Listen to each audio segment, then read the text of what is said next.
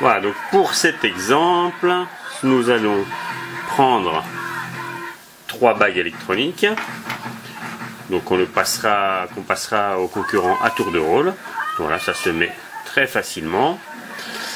Donc la procédure, c'est juste d'avoir, le principe, c'est juste d'essayer d'avoir un temps qui s'affiche, tout simplement. Donc chaque puce est mise à un doigt, celui qu'on veut, voilà, très simple. Ça libère complètement la main.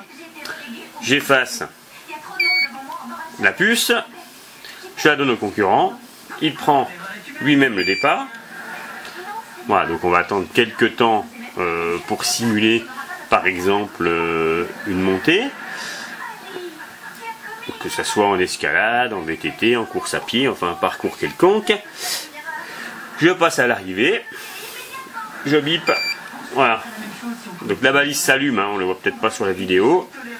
La balise s'allume et ça fait un bip. Voilà, je redescends, je vais à l'arrivée, j'enfile ici dans le poste de lecture et il y apparaît par exemple maintenant 14 secondes. Donc meilleur temps 14 secondes, temps de montée 14 secondes. J'ai déjà fait la procédure avec les 2 bagues. Donc le suivant par exemple arrive au poste de contrôle.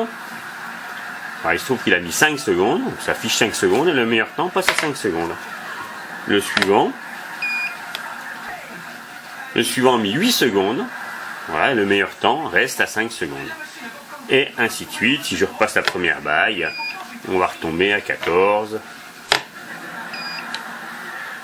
à 5, etc.